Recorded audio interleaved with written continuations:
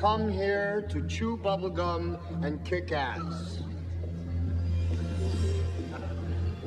And I'm all out of bubblegum. Oh, there's no crying in baseball! Frankly, my dear, I don't give a damn. Why so serious? Where we're going, we don't need roads. You're gonna need a bigger boat. I love you. I know. Here's Johnny.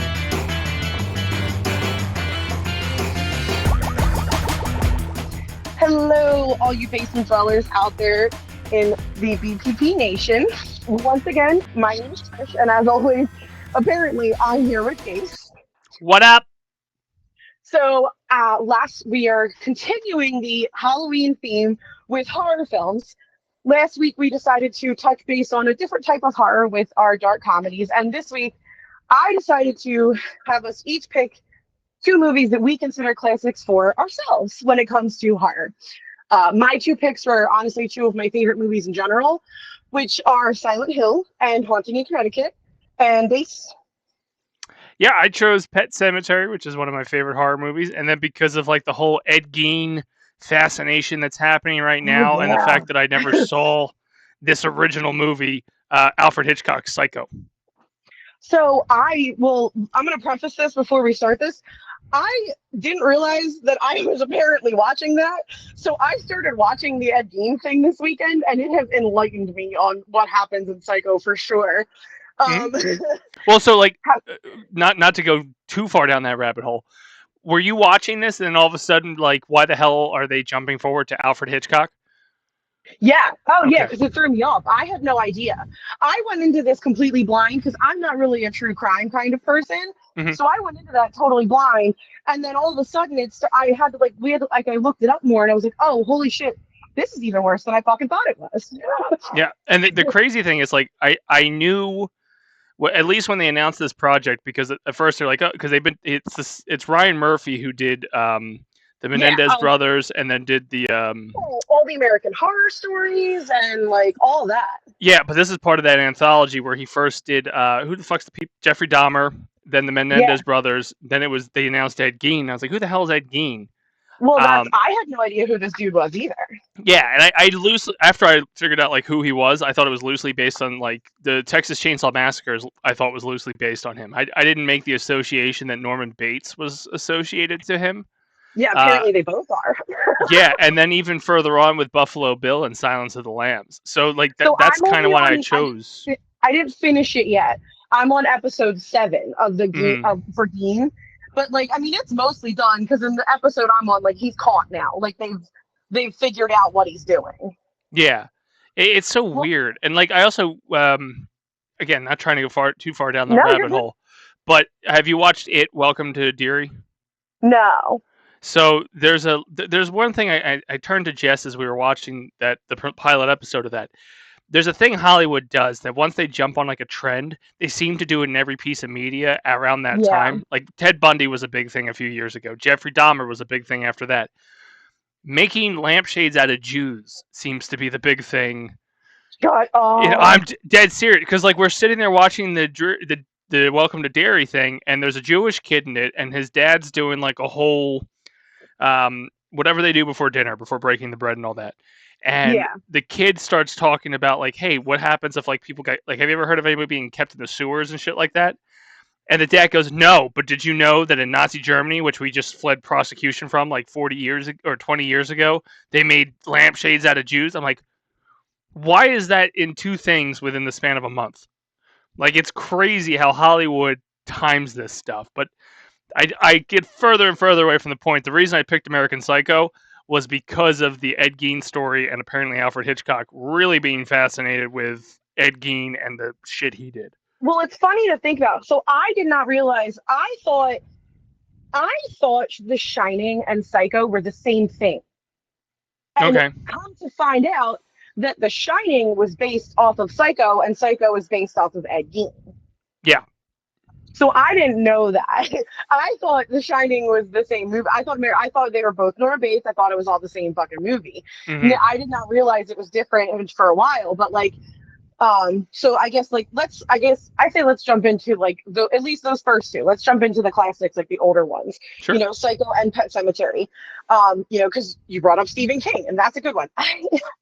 That man makes bank, both literary and cinematography. Right. But it's so funny to me because, like, I think within the story, I think the big thing I liked about most of these movies is they definitely tell a different story from what has been out there at the time, right? Because if you think about it, Psycho was supposedly groundbreaking.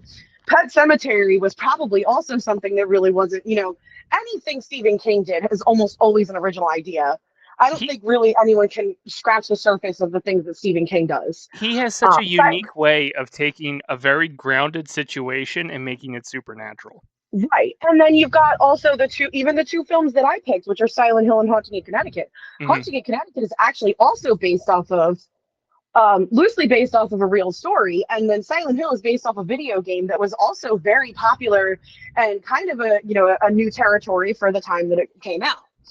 So it's just crazy to see, like, it's so funny that, you kind of get all these new and groundbreaking things and they're all coming from horror. Yeah, I mean, to your point with Silent Hill, that came out in a time where video game movies did not do well. Like, it wasn't the age of Sonic, and Sonic wouldn't have been Sonic without being bullied. But it's right. Silent Hill was a decent film when it comes to the game adaptation and kind of keeping it. I noticed watching Silent Hill, and I'm sure we'll get more into it. There are shots in that movie that are like frame for fucking frame. You felt like you were playing the video game, which is pretty cool. And I agree with you on that one. Now, see, when it comes to the story, the movies within like Psycho and Pet Sematary, I have to say, I am personally not a big fan of Stephen King. I don't mind his stuff, but there's something about like he takes things and makes them more dramatic than they need to be. And sometimes it's good and sometimes I don't like it. So like one of the things I didn't understand in Pet Sematary was the whole thing with her sister. As someone who has also had meningitis, I don't think meningitis does that to you. He's so weird. Like, he's so hit and miss on certain things. Right. Like, I've watched a lot of Stephen King's catalog, from like Storm of the Century to Thinner and things like that, where like he gets the nuance of how heartbreaking it is for your kid to fucking die and would drive you to actually seek out a ritual that revives your kid, but then at the same time completely swings and misses on some of the basics. Exactly. Like, there were things in that movie that were just too much. Like the thing with the sister and kind of the relationship with her parents too. Even the wife herself. The wife was unusually dramatic and fucking weird. That could just be an acting choice, but I think you're kind of hitting the nail on the head with him when it comes to, these are the points I want to hit, and he hits them very fucking well when he does it. But if he doesn't care about, like, oh, let's make her somewhat not likable, he doesn't put as much effort into that. Like, killing Gage is huge for him. Let's do that. We're going to put so much detail into that and give the struggle of why we'd want to bring him back to life. But his mom's a bitch. So I'm going to not put so much effort into that. I'm just going to kind of make her a bitch. And like the dramatic of the scenes with the sister and like, I don't know, like that kind of threw me off. Cause like to me, like, I don't know if that was a Stephen King choice or if that was a director choice where like, I just didn't understand the point of the scenes with her. And then like with Psycho, my God, I can't believe, like, I don't know if we're just desensitized at this point, but like, I can't understand. I guess for the time it was different because, horror was not something that was done often, but like that movie seemed so mild to me and it was so quick, but also slow at the same time. It's like this, I guess, I think you maybe made the point of we're so desensitized to things that that generation had a very simplistic way of telling stories that weren't as in deep. Like, there wasn't any character build. It was this woman who took money and went on the run. Yeah. Boom. Like, That's it was so weird that I didn't even catch on to the fact of why she was taking the money until I realized that she was taking the money to help out the boyfriend so she could marry him. Like, and that was just so random. And you could kind of tell he didn't care. Again, it's the weird thing that these horror directors or writers do when they care about like The horror aspect, they put a lot of focus into it, but like the details to get there, and you see it in slasher flicks. Who the fuck cares about this character Well, build? I think it's Let's get to also the with the murder. old. I think it's also with the older ones too. You know, women weren't exactly taken seriously back then. Hmm. So they're gonna make the women characters kind of worse, kind of more dramatic, kind of almost the problem Oh, within everything, because that's how women were seen. 100% highlighted in this movie that woman just walked out with that money. They didn't think Right, twice that this woman was going to just take the money and run. Like, right. oh, I've known her for 10 years, but she would never like that. So She's so calm and docile. Like, I'm gonna give her $40,000 in fucking cash. I'm the big, sorry. I, What? I, I told you the biggest sticking point I had with that fucking movie is she spent like 20 to 30 fucking minutes driving, and it was Well, annoying because they did the whole robbery and the whole finding out through dialogue over her in a stationary car with a motion screen behind her. but the craziest part was is that could also have been interpreted as her like over exaggerating and just thinking. You Mm. didn't know if that's actually what was going on unless until it was confirmed later. Well, so I could see where you and I would have that thought in this day and age. I think Right. back in 1960, it was legitimately this is how we're going to move the plot forward without shooting all this. Because Right. Which was one of the I'd rather greatest have Kevin seen Smith that. films was let's put it in a convenience store and make it about nothing, But and it's so I'd cheap. rather have seen it cut away to the boss and the other guy finding out that she stole that shit Mhm. than sit there and watch her drive with a cop behind her for no fucking reason. It was very off-putting, but not in the way that Hitchcock wanted it to be off-putting, if that makes sense. Yeah, it's probably normal for back then, to be honest with Yeah. you. And Well, I've run into this problem where like Psycho is a classic, Doctor Strangelove was a classic, Gone with the Wind's a classic, and these are things that like I never watched because they were 60-year-old films when I was a kid. Now they're 80 to 90-year-old films, and it's like yeah. I want to go back and watch these because they're essentials, but then you're watching them, it's like this is not good by my standard at 2025, which I'm guessing there's probably film buffs out there and film historians that would fucking say you're an idiot, but that Psycho was garbage. Like I Yeah. it was I very hard to never, get through. I don't know, like I said, and I don't know if Psycho was garbage to us because of the level of horror that we're used to now. Because like, not even that it was like the storytelling was garbage, but like Hmm. apparently like that shower scene was always supposed to be a big deal, and I was like that shower scene was nothing to me. Uh-huh. Well, again, 100 years from now, somebody's doing whatever the fuck the version of podcasting is 100 years from now, and they look back at Avengers Endgame and shit like that, and they go, well, that was just garbage. Because, like, maybe there is no such thing as different companies then, or whatever the case may be, and Superman can punch fucking Iron Man in the face. But Right. it's we're so far removed that it's hard. I appreciate it for what it is and what it did at the time, but given that we've had 60 to 70 years of horror in between, I just don't think it holds up the way some other classics can. yeah, good point. I think with the level that horror is in this day, it's not going to hold up because like you didn't like there was what 2 deaths in Psycho 2. Shit, Well, there was really only 2 or 3 in Pet Cemetery, and in a good slasher film, you're seeing half the fucking cast die nowadays. yeah, You're and letting people live. I think that also kind of goes with how society progressed, if you think about it. Right. So they 1 to 2 deaths back then is probably like a huge quota for the month. 1 or Right. 2 deaths here, it's like that just happened in the middle of this conversation. So the desensitization of between them and us, Yeah. and not so much that like maybe it didn't happen as much back then, because clearly serial killers had it way easier back then than they do now. I But mean, yeah, well, especially after watching the show about Ed Gein yeah, and seeing how long it took him to get caught. yeah, And I'm what watching he that. was able, right? Like, seeing what he was able to do before he got caught was insane to me. I'm watching that, and like right now I'm currently going through the John Gacy one that came out I don't. too. I'm not normally a true crime person, so like I don't really watch these things. My roommates got me to watch it, and I just started, and now I'm at the point where all right, well now I got to fucking finish it. Well, Because now I'm just like curious. the John Gacy one is phenomenal, and it's the guy who played the Tinkerer in Spider-Man: Homecoming. And he was the brother Okay. in Orange Is the New Black as well. But Okay. he did all this before the age of 30. He got caught when he was 36. Yeah. What the fuck have I been doing with my life? Just saying. I'm not saying I'm a serial killer, but he killed like 30 people and got away with it. Do we Averaging need almost to really like check the basement? Do I need to be concerned? and like the charisma. I knew John Gacy was a charismatic person, but it's crazy how meticulous, and I guess it's speaking to the genre of horror that pulled from inspiration in society back then, where these killers were meticulous, picked their victims, took some time with their victims, killed their victims.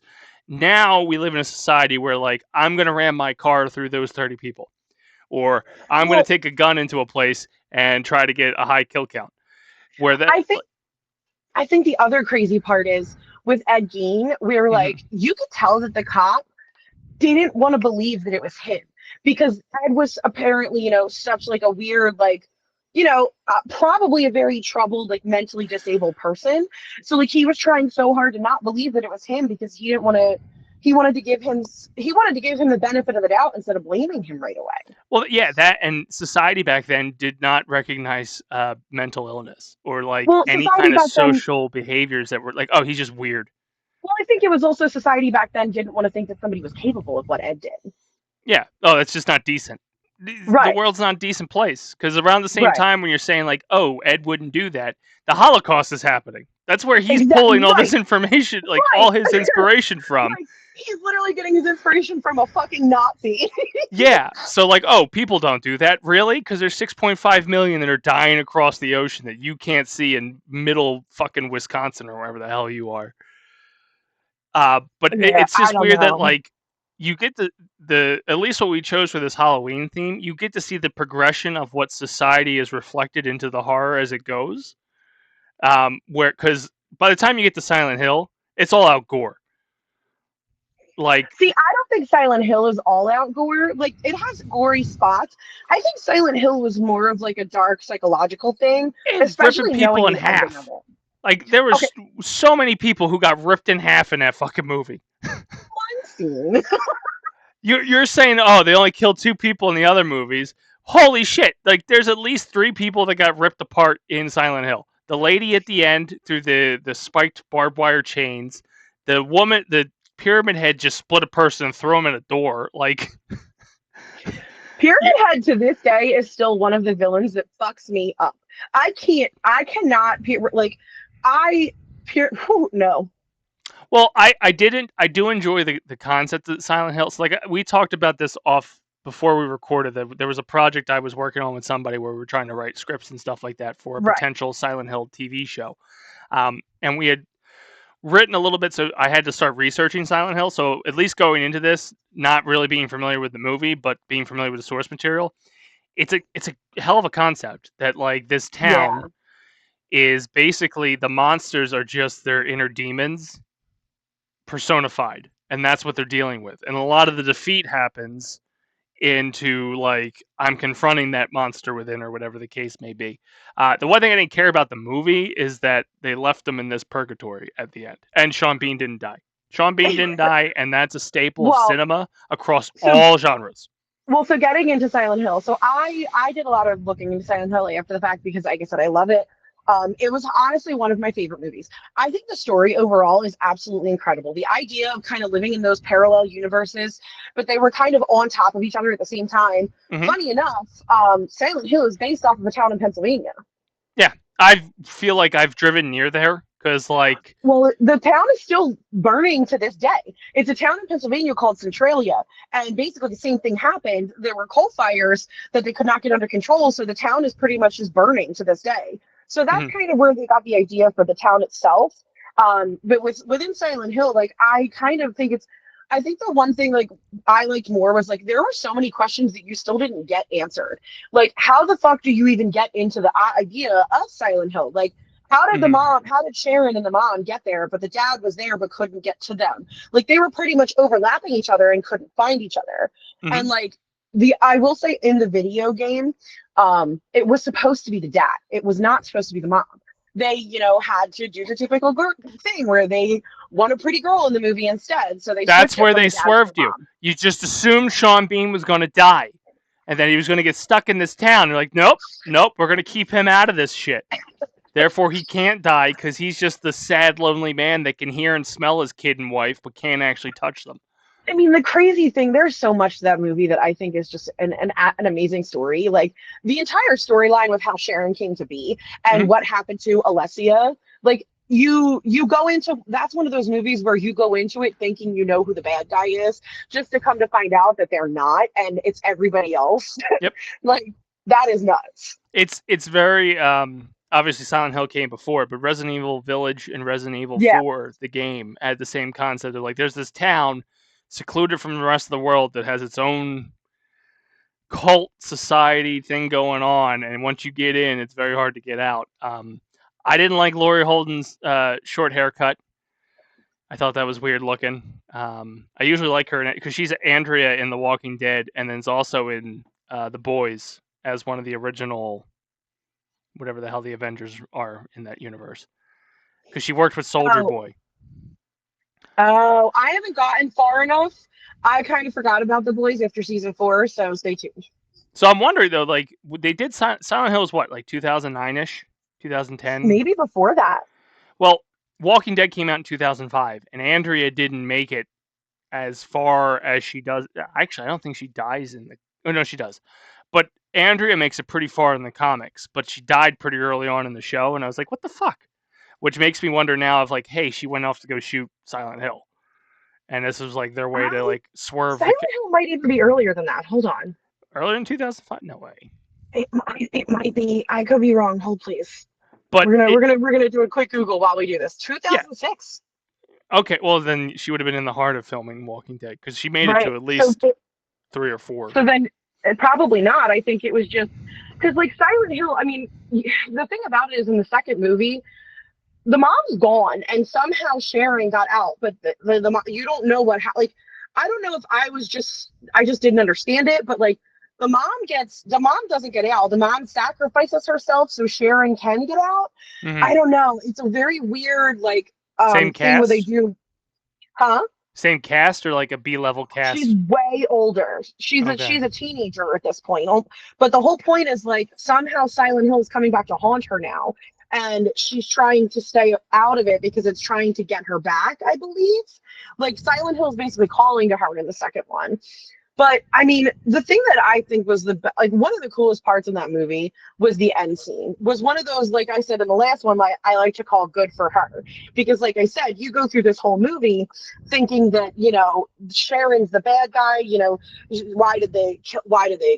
What happened? Why is she dead? And then you come to find out why she killed her. And the whole point of Silent Hill is so. It's her worst nightmare. It's everything they did to her manifesting on them. It's the actual metaphorical level of that movie for a horror film and even for a horror video game was awesome in my opinion. An early 90s video game too. Like exactly. Like you get such a level of you get so many levels to that storyline for how old it is. Usually you get levels like that out of stuff nowadays. Mm-hmm. Resident Evil evolved into that. Resident Evil at first was like, there's a zombie outbreak in this mansion. Boom. Yeah. That was basically it. Silent Hill has a lot more layers to it.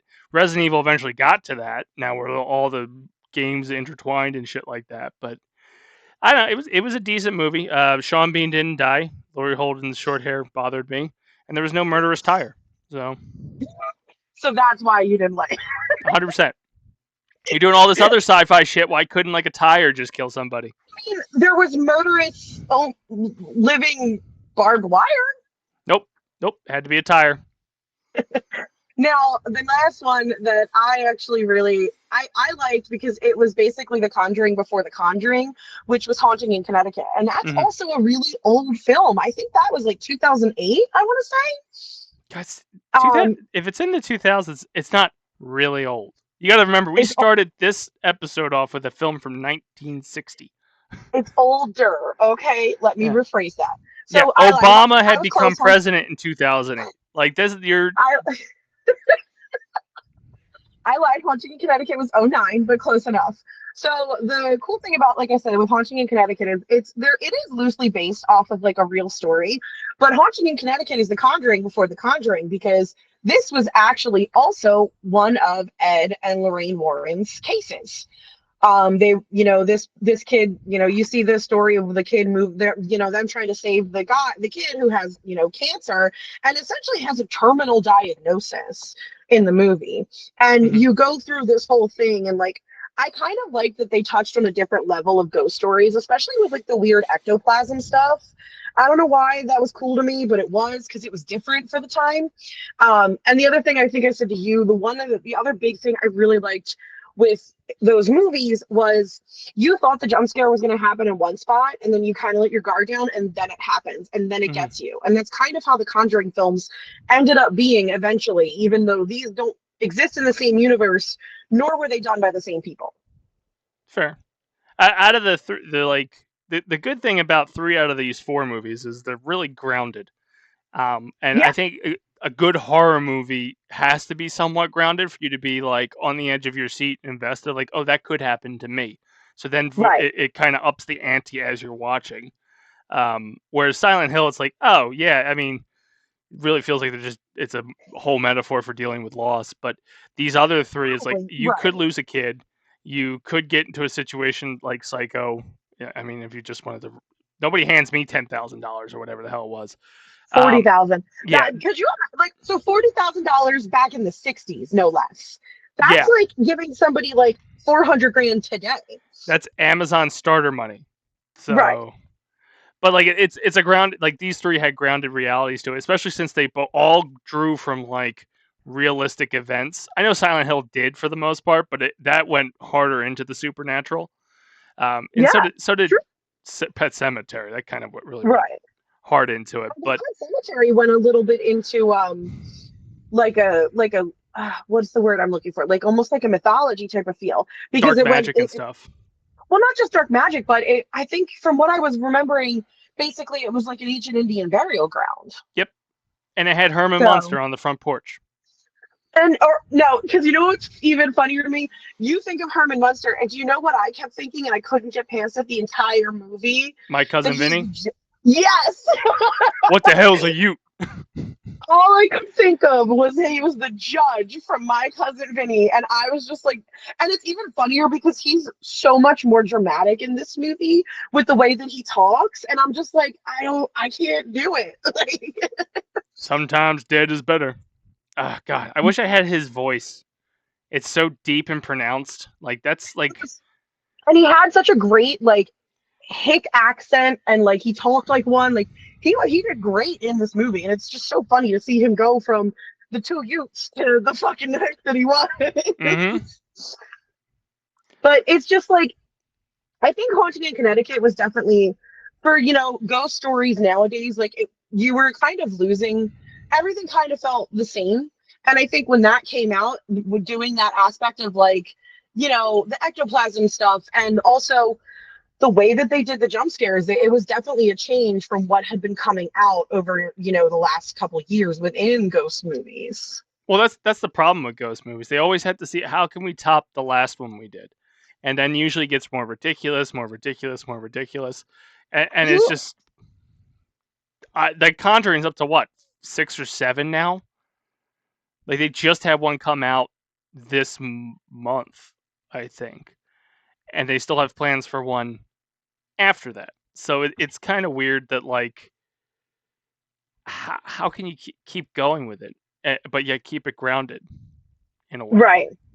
And I said, I do think the one thing I liked with with those movies is, like, like you said, when ghost movies, you can only do so much. So it's kind of hard to find something different for those. And I think that they did find a way to make it different while still having the idea of a ghost movie. Yeah. Well, I think the best thing about a ghost movie is, why are they ghosts? So the origin story of how they ended up dead is usually more interesting than what they do after they're dead. Because like the one what the hell's the movie with Matthew Lillard? 13 Ghosts. Oh. Each one of them had a like a story of why, Right. like how they were murdered, why they do what they do now as a ghost. Like that to me was an amazing ghost movie because it all 13 ghosts had a reason, and each one got worse as you went Yeah. along. So And I mean, in 13 Ghosts, like that's one of those movies that like it is a classic to this day. Like Mhm. when you think about ghost movies, 13 Ghosts is one of the ones that comes up constantly. Now, I don't think either one of the ones I like Silent Hill does come up, but Silent Hill comes up as a classic within video game to film adaptations because Yeah. there are not many that are done as well as Silent Hill was done compared to the video game. Mhm. Every time you hear about it, you know, you always hear Silent Hill, Silent Hill, Silent Hill, because any adaptation, it gets compared to Silent Hill because of how well done it was from the video game. Yeah. But I think all 4 movies that we've picked for this Halloween episode, when it comes to horror, it did what it was supposed to do, and why each one of them are groundbreaking is because it found new ways to make you uncomfortable. And that's what Right. like the whole concept of like horror is. If you're uncomfortable, you're going to probably get scared or be on edge the whole time. Psycho made you uncomfortable because they just didn't do that on the big screen in 1960. Pet Semetery, they came out the gate and hit a fucking kid with a Mack truck. So nothing sadder than child death, just because the fact that the child hasn't had time to grow up to be an asshole, and then you can root Right. for their death. If they're a child, they're innocent. It's sad. And then within Silent Hill, like that's just a whole other level of like, you know, you're thinking it's one thing and then it's another. It was a different version of a bait and switch Mhm. in such a devastating way. Yep.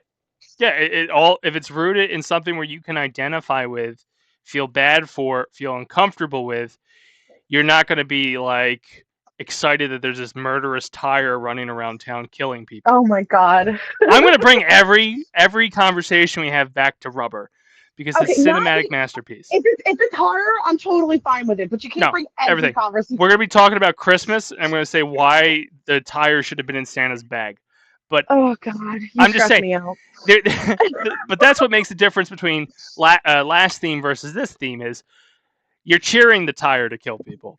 In this one, you don't want them to die. You care about the character, and you feel bad for the characters. Because once you find out what happened, I'm glad she killed all those fuckers.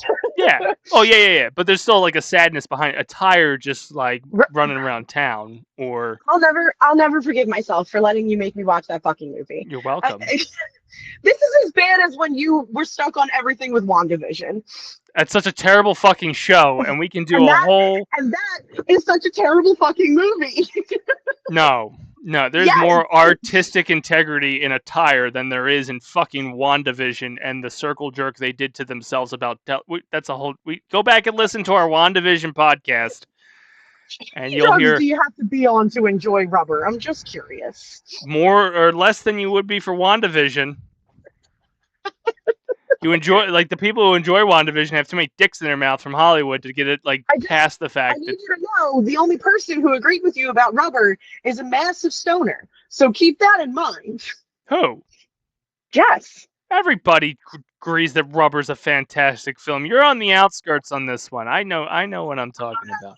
I'm on the outskirts. I think you might be off on that one. Nope. Everybody understands that Rubber is a cinematic masterpiece and can be a focal point of any conversation because everything is either trying to be it or not trying to be it. And all 4 movies we tried today are not trying to be it. I would have rather watched Paint Dry than watch Rubber again. No, I wanted to watch a tire murder people who deserved it. If the paint could murder people as it was drying, I'd be in. I'd give it a watch. Okay, but all right. So, but like, here's the thing. At the end of the day, most of the movies we watch for this, you know, you would pick those up without being given a free copy of them at a Monster Mania one day. Rubber, on the other hands hand, down. like, I think rewatchability wise, like I said, I don't particularly think that Psycho holds up as well as the others.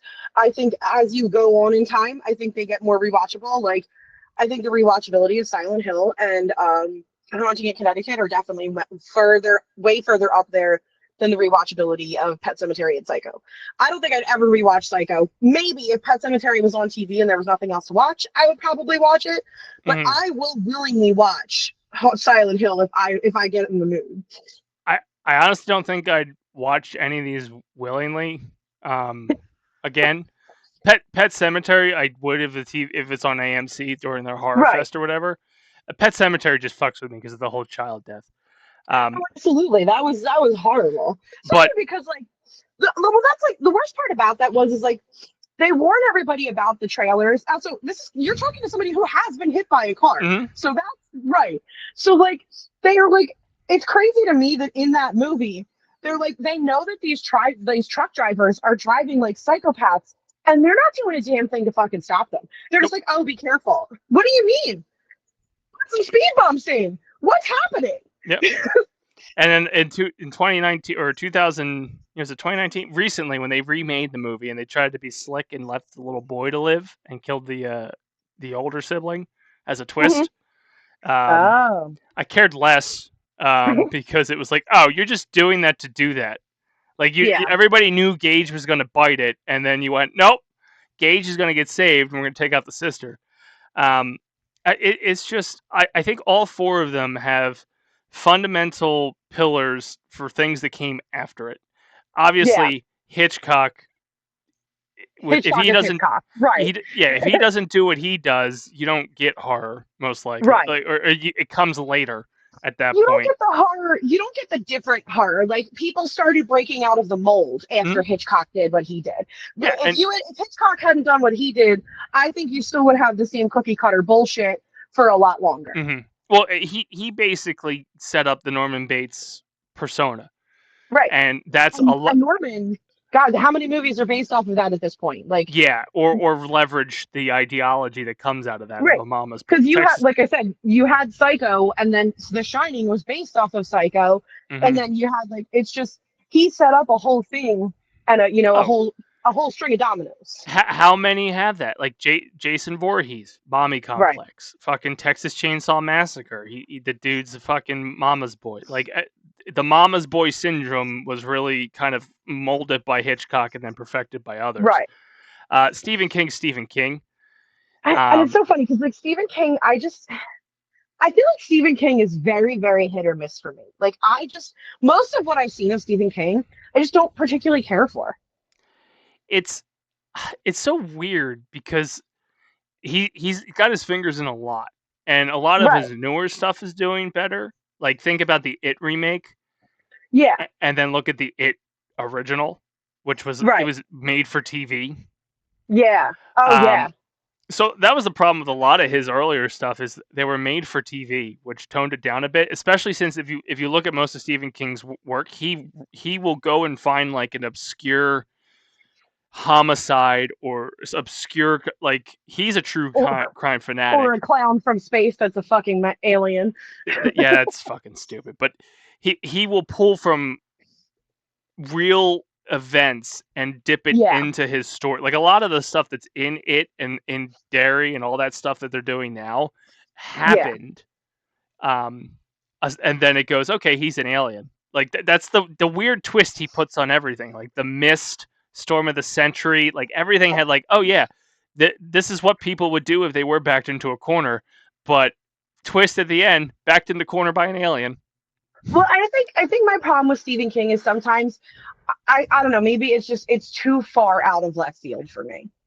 Yeah, but then also he'll do things like The Walk, right? Or Thinner, where like a gypsy or like puts The Dark Tower, right? Yeah. So I don't know. Stephen King probably needs multiple therapists. Yeah. Oh, hands down. The man has like an infinite pool. Like he'll throw out like 30 ideas, and like you'll probably get about a third of them that are really good, a third that absolutely. are okay, and a third that are like what? The number, and that just goes for both books and movies, because like I can't imagine how many unfinished manuscripts he's got. I know he's got so many more books compared to how many movies have been turned into stuff, and still going. Whereas George R.R. Martin can't finish his fucking Game of Thrones story. This dude is pumping out new. You sound like Tim.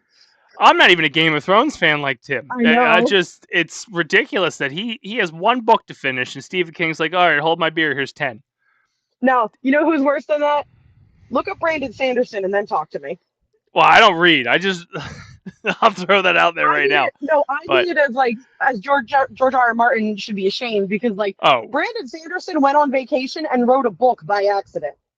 we could do a whole podcast where George R.R. Martin should just shut the fuck up and get the writing rather than going around talking about how he should be writing.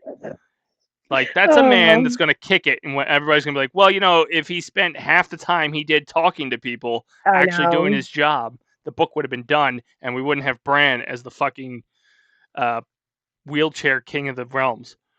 Spoilers. All those, if you haven't seen it by now, it's your own fault. Even if you didn't see it, I'm sure you heard about it from a friend that did see it, because they were not quiet. And again, I'm not as big of a fan into that world. I just know that the directors and the writers wanted to go off to Star Wars. George R.R. Martin didn't finish his bullshit, and then this is the turd you got. Everything you had invested 8 years into, 9, 10 years or whatever, you should have just stopped watching after Ned Stark got his head cut off. Bringing it back to Sean Bean. I think you gave me an idea for a future one, and it's gonna piss you off, and I can't wait. So, anyways, on that note, I think it's about time we wrap it up, Dace. Yes. So this is dropping on Friday. Tonight, we'll be playing Borderlands 4. Happy Halloween, everybody, by the way. The stream might get started a little bit late because I do have kids and I do have to take them out, but they are lazy and will probably be done in time for me to start around 8:39. Calling Wade a child and not a menace is interesting. Dude, so as an anecdote, he got candy from a trunk or treat before the trunk or treat started. And he knew he didn't have to do the work because he just walked in, said hi to people, got the candy, and left. Yeah, that sounds like your kid. Other things we got going on, Jersey Fanatics will return in 2 weeks. We're still dealing with depression and vacations, and I've been playing Pokemon. So all three mixed together gave us a delay. You've been playing? I'm shocked. I actually enjoy it. So there's a good chance after we get done recording, I'll be playing again. So we record on a Wednesday. You may have seen me play that night. We could talk about the whole thing offline, but the mechanics are much better and more to my style than previous games. Yeah. Thursday is the weekly protocol. We just dropped one yesterday. It was about Halloween. A special weekly protocol video should have also dropped today, later, or before this. I don't know. We're testing out our new editor because I basically said, this is your baby. You do it. I'm not editing it. So did she get to it? Who knows? If anything, we got at least pictures of what we did. And then the Dace Tacular Gaming for a Cause 12. Dates are announced April 10th to the 12th. We're doing day 2. Which is April 11th, at Adventureland Store at the Gloucester County Premium Outlets. Come hang out. All the information is on the website. Website's been revamped. We got a merch site. We're actually a somewhat functioning company with 4 streams, 4 podcasts, and an event. Right? When did we become adults? I have no idea, because if you looked at the website a week ago, you'd be like, oh, we don't do shit. Well, we do. We're not full adults because your picture for me is about 3 years old because I don't like the pictures I have. So we could pick and choose. I mean, I was using pictures of me from like 2010 as we were doing shit in 2020 when I was like 500 pounds. So I'm I'm not going to be one to judge whatever is submitted to me. Yeah. What do you got going on? Literally, it's this. This is all I do. Eventually, you'll get the other thing that I want to do, but that involves me getting the computer that I need to get because I'm lazy. So there's that. I'm always around. I'm always in. I am who I am. All I do is go to concerts and watch movies and read books. I do want to work on a special project in 2026 with you if you're interested. I don't know if you're as big a fan as I am, but I need to find somebody because I'm going to have feelings and I'm going to need to talk. All right. Well, we'll get there. Yep. So, anyways, on that note, hope you guys have a great night, and we will see you behind the silver screen.